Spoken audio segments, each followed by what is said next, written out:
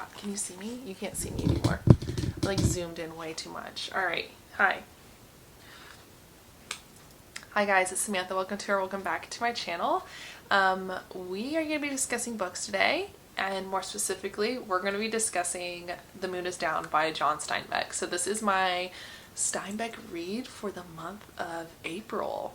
As fun as that is. I'm excited to talk about this book. I think this is probably going to be fairly heavy. This is a book that was published in 1942 in the center of World War II. It covers German soldiers invading a small coal mining town in Norway and the battle that goes on between the townspeople and the German soldiers. So buckle up.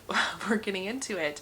If you don't know, John Steinbeck himself was in World War II. He was a soldier as well. As you're reading this book, it definitely feels really personal, which I enjoyed quite a bit. I think there's a lot of John Steinbeck in this book. I think I mentioned that as well with The Winter of Our Discontent. I think he writes very personally. I feel like all of his books, his novels, his writing is him, and I absolutely love that about his writing. So if you haven't picked up one of his books, you really need to. They are absolutely lovely. Pick up any of them. That's what I've discovered. Like, all of them are great, but it is just a beautiful way to write. It almost reads like his internal monologue, his internal thoughts, especially this book, and I absolutely loved that. Now, like I said, this book was published in 1942. When it was published, it did not get good reception, and that is because of its humanistic approach to the German soldiers and the very neutral ground he writes when talking about World War II. This is not by any terms of the imagination propaganda. This is not yeehaw USA German soldiers. Like, this definitely follows through the lines of war is bad and war is evil and war is unnecessary. So, like, once again, like, this is a very heavy book, so go into it with that perspective of knowing that, like, this isn't just happy-go-lucky war story, patriotic propaganda. Like, no, this is like a real discussion on war and the consequences of it, which I really enjoyed. I can definitely see this as, it's interesting to know that there's a controversy about this because of his humanistic approach. While I personally, in the 21st century, having reading this, I found it to be a very neutral approach to war. I don't think anybody in our time would think war is a good thing, and nor do I think back then. But he writes from a very interesting perspective. It's an omnipresent third person point of view, a narrator. So you're getting conversations of the German soldiers and the colonel and this invading force, and you're also getting perspectives of the townspeople. And yeah, it's intriguing. It is different. I liked that. You could tell the soldiers are really worn down by the war. They don't trust their own government, the own information that they're getting from higher ups about when they're going home and how the war is going, which I found to be very intriguing.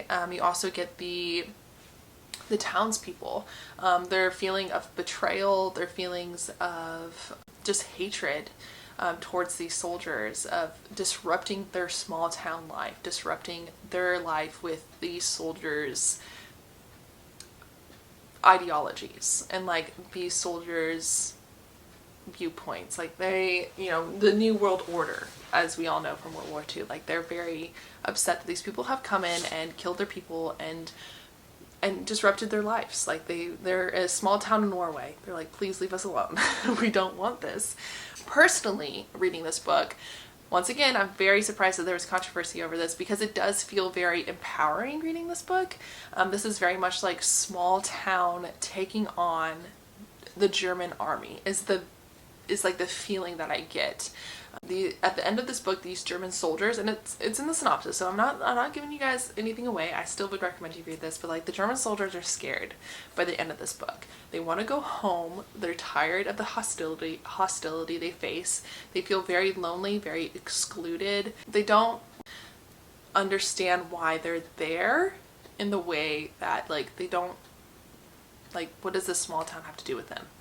Like I said, also lots of hostility. They're afraid. They're afraid of the farmers with the pitchforks more than anything else, which is very interesting.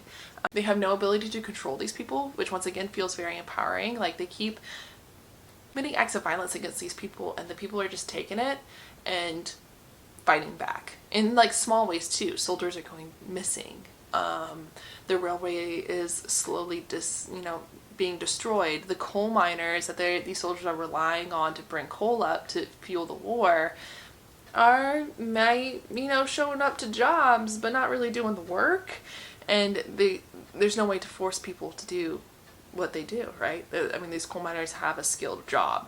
You're not gonna like do anything, and they know that too. Like they know what the power they have as a small independent small town civilian.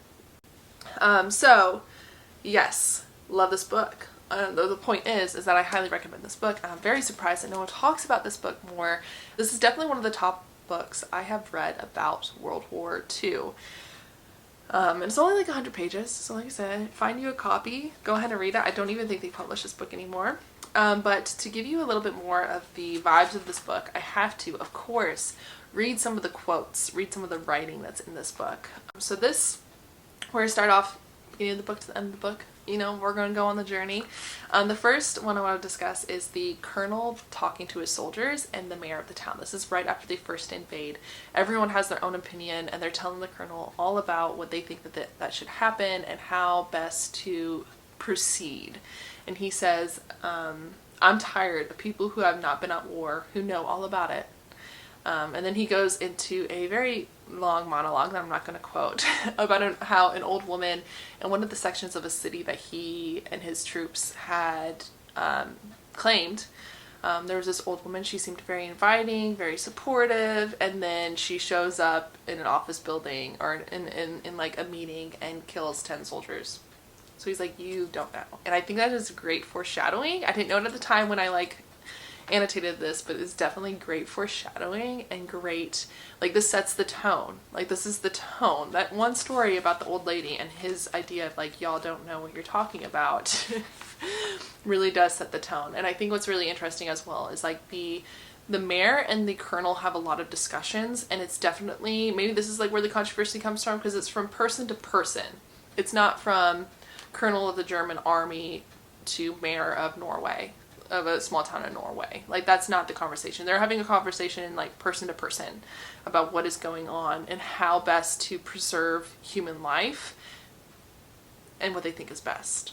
The mayor might think that is protecting their lives and their way of life, and the colonel might see that as those people being subjugated, those people following his orders. Okay. The next one is the mayor himself speaking. The mayor's, I'm telling you, he is spitting truths throughout this entire book. You're rooting for him for sure. And he goes, Orden began slowly. I want to speak simply. This is a little town. Justice and injustice are in terms of little things. Your brother shot and Alex Morden shot. Revenge against a traitor. The people are angry and they have no way to fight back. But it's all in little terms. It's people against people, not idea against idea. These people could care less about your new order. They could care less about what you're trying to establish, the good that you are thinking that you are doing. These people are mad that you killed them, that you showed up in their town, you disrupted their lives, and you started killing them. And they're not going to take it on their backs, is basically what he's saying. These aren't these people. And you have set off something. And I love that. I'm rooting for this town, right? You are rooting for these people. You're you get it. The next thing is once again Mayor Orden, spin truths, spin facts. He looks at the colonel. He's speaking with the colonel. He says, if you think that by killing men you can prevent someone from censoring your evil lives, you are mistaken. That's interesting. This book is heavy. I'm not gonna lie to you. Maybe that's why people don't read it very often. This is at the very end of the novel. This is once the town doctor, who is another leader of the town, speaking to the soldiers, and he says, "We've heard you. One of your own soldiers said, the flies have conquered the flypaper. The flies have conquered the flypaper." Interesting. Here's the mayor again. He says, "The people don't like to be conquered, sir, and so they will not be.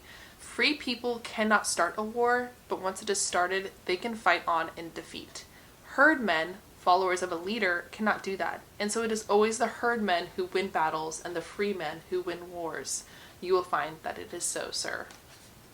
Like, this is where it starts to feel very personal. Like, those quotes feel very personal to me. That seems like more experience. That seems like John Steinbeck's perspective of what was going on during this time period. Like, this is like a little historical capsule, and I love that. This isn't like a reflection on World War II. This isn't someone in the 21st century writing about World War II. This is someone who experienced it, writing about it. And I love that. And it's something that I have not read from. I don't think that I don't even think Johnny Got His Gun by Dalton Trumbo was written as that. I might have to do a little bit of research. If you're interested in more books like this where we're discussing like a war and perspectives on war, give me a heads up and I can make a video, because I love that topic. I have a whole bookshelf dedicated to the topic of war. And tell me what you guys think. I do have a lot of recommendations. If this sounds interesting to you, I have more books like this that, yeah, might be depressing, might be controversial, but discuss war in an unfiltered light, and I really love that, and I really appreciate that, and I wish this had more attention. I didn't even know about this book, but yeah, this is the April pick. I feel like this is a very heavy discussion. If you have more questions about this book, just drop them down in the comments below. Make sure you subscribe, because I'm going to continue to read John Steinbeck. I believe The Pearl will be the next book that I am going to be reading, and I will be buddy reading that book, so you might get a little bit more than just my perspective. But yeah, from the perspective of someone who doesn't study literature, that is what I think about as far as The Moon is Down by John Steinbeck. Highly recommend it if it sounds intriguing to you. Like I said, it's a heavier book, but it is a good one. It is a good one. The solidity of John Steinbeck's writing, the ability to make you question humanity and humans and our way of life, it's all there, and I love this man. I love this man. If I'm not biased. But yeah, make sure you subscribe to check out some more classics that I'm going to be reading this year, and I will be seeing you guys next time. Make sure you tell me if you want to hear more about the collection of books I have about war, the perspectives of it. But anyways, before I go on other rants, we gotta say bye, and I will talk to you next time.